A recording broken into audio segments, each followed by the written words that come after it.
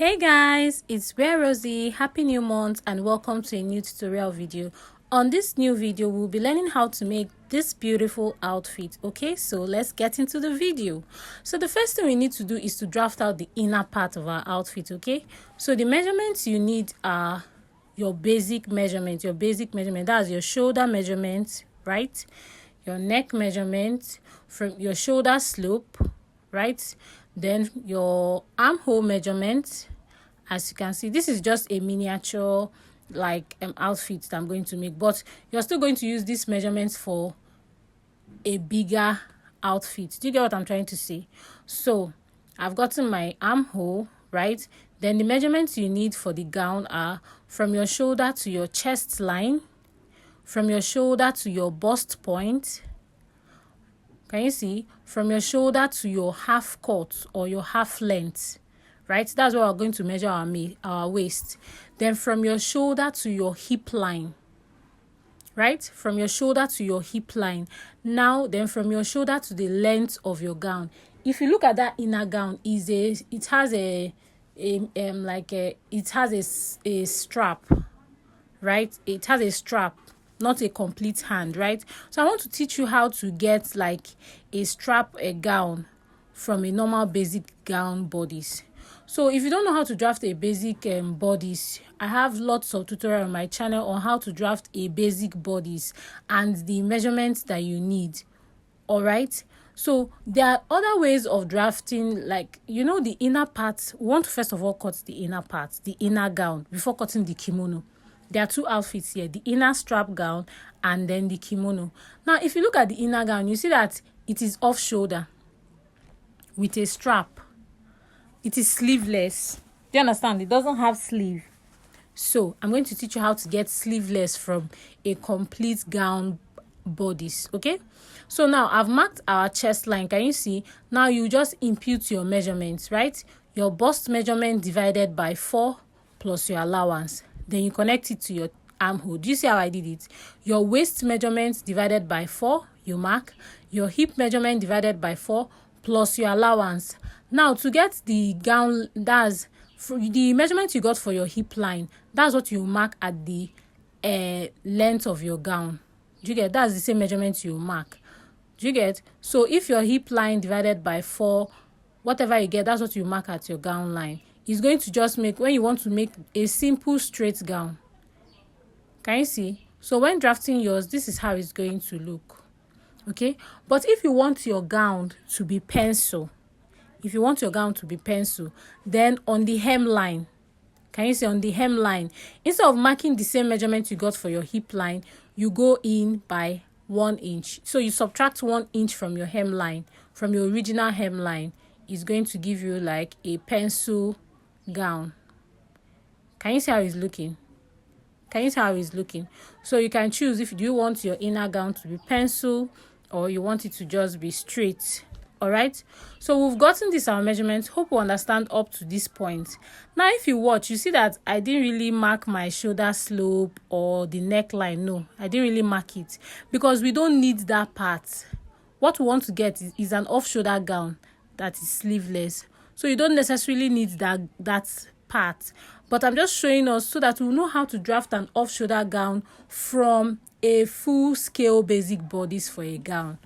Okay, now you can choose or decide where you want your straps to be, but choosing where you want your straps to be should be like almost the finishing part of what you're making your outfit. Okay, so now what we're going to do is to cut out this pattern first. I want to cut out this pattern for us to understand.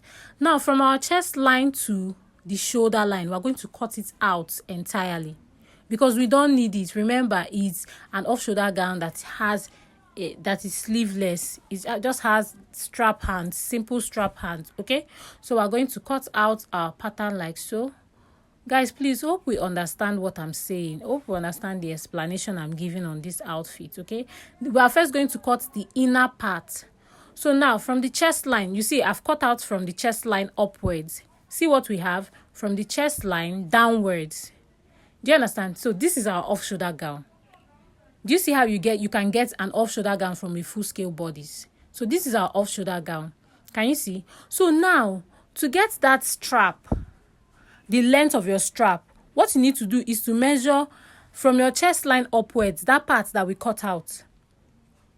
Do you get? You measure what you got. So for this pattern, I got 4 inches, right? Can you see? You know, we cut out from our chest line upwards. So to get the strap that you're going to add to that off-shoulder gown, you have to measure the pattern that you cut out on top. That's from your chest line to your shoulder line. You measure it out. Can you see? So what I got is 4 inches. And you know that it's supposed to be on fold because the strap is going to be from the back to the front. Right? The sleeveless is going to be from the back to the front. Okay? So now you're going to measure out 8 inches, not even 4, because it's on fold. Do you get what I'm trying to say? I cut out 4 inches here just to show you how it's going to be if it is not on fold. But if it is on fold, what are you going to cut? You're supposed to cut out 8 inches. Okay? Let me just show you so that we'll understand. Okay? Let me cut out the 4 inches so that you see. You see how it's looking? You see that 4 inches is just for one part. That's for the front part. Now, you can decide on where you want your strap to be. But most times, I tell my students that your straps should be exactly where your bust distance is, your bust span is. If your nipple to nipple is 8 inches, so you should measure from your center front, that's 4 inches now, because 8 inches divided by 2 is 4. So where your nipple to nipple is going to be, that's where you're supposed to put your strap, right? Like your bra hand. Do you get? So now, have you seen I've cut out the strap now on fold? So if it's on fold, it's going to be what? 8 inches to incorporate both the front and the back. Do you understand? Can you see what I'm doing? Can you see what I'm trying to say now? See, the strap is on fold, right?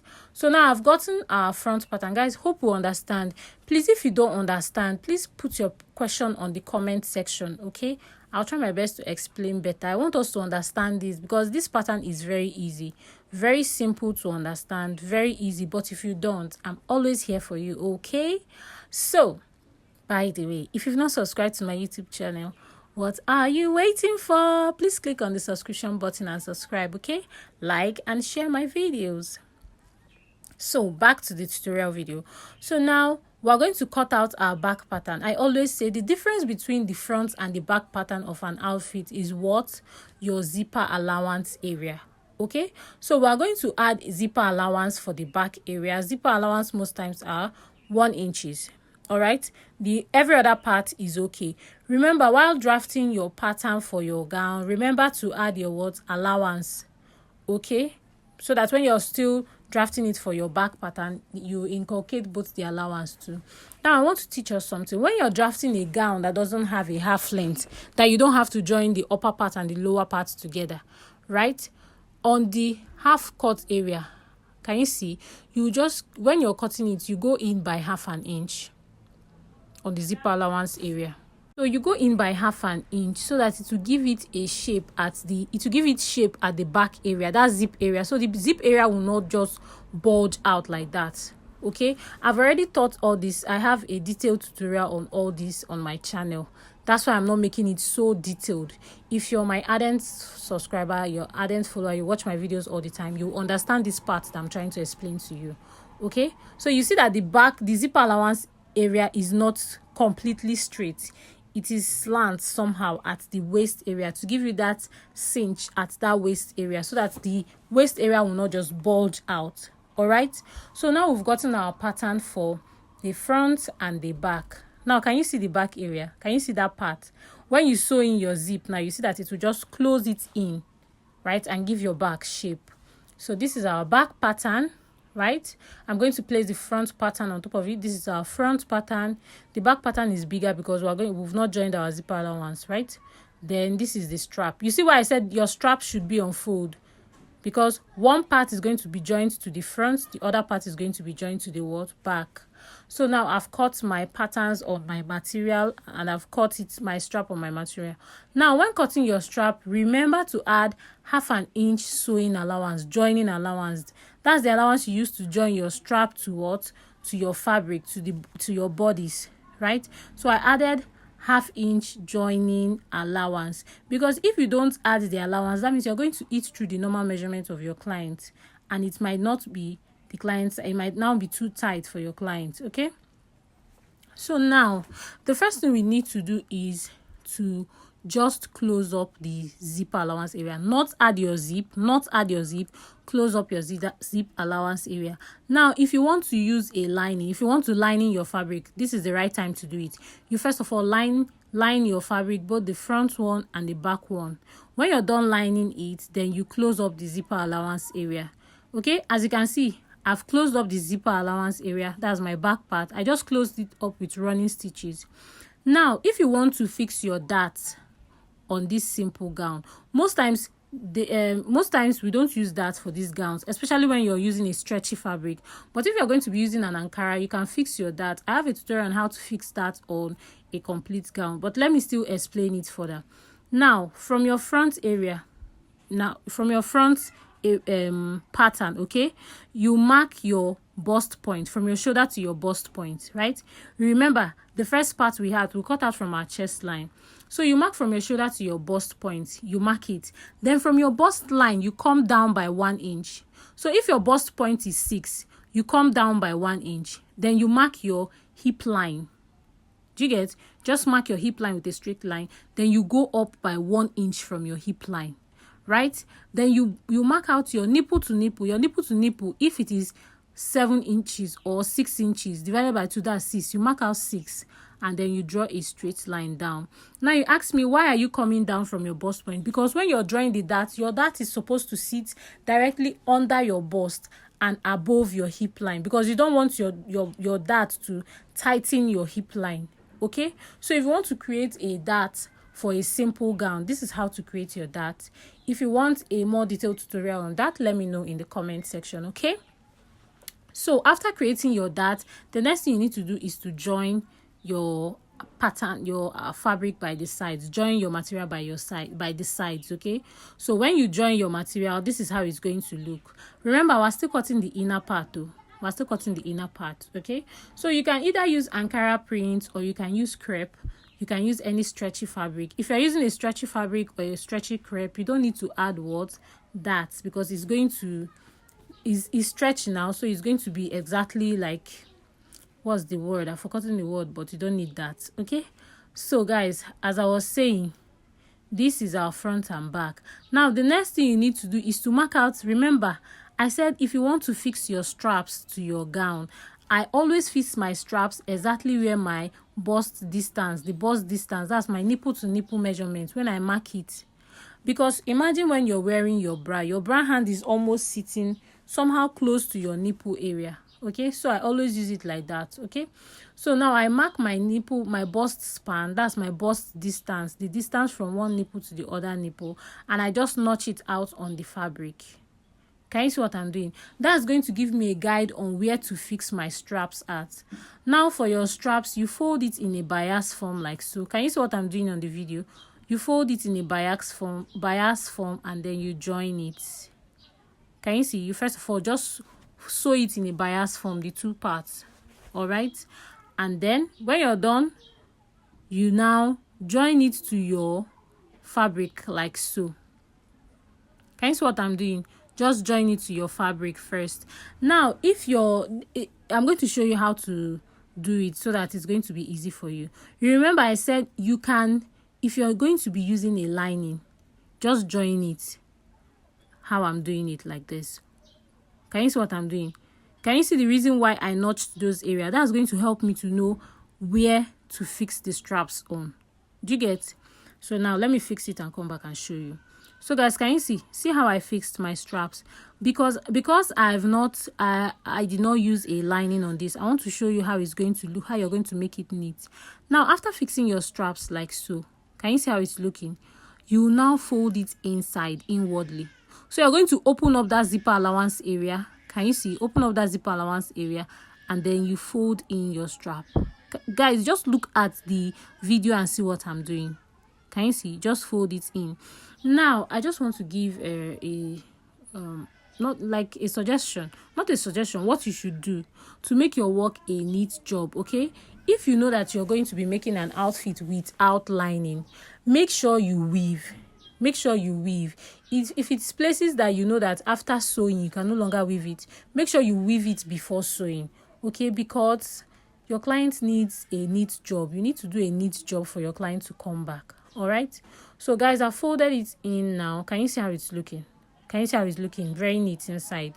And can you see how the straps are? So this is how to make your off-shoulder gown with simple straps.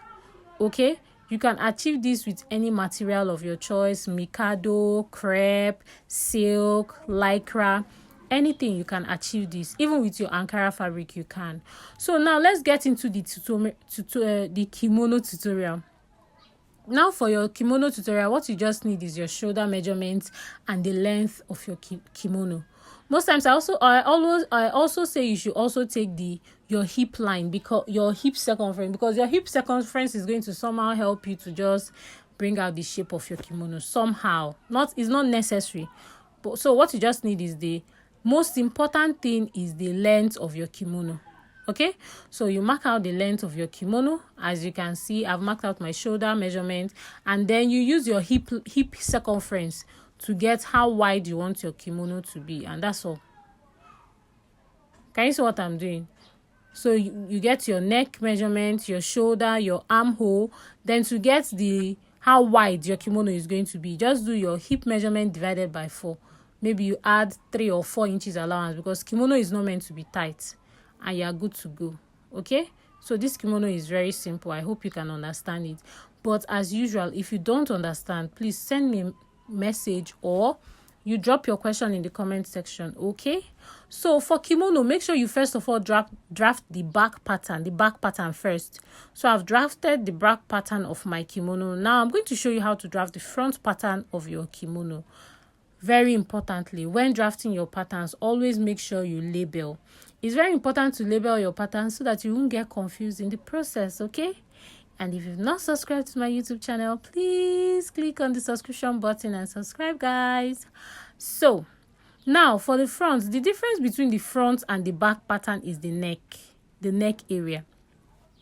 Now when drafting your front pattern, make sure that the front is going to be open because the back is closed. That's the first thing.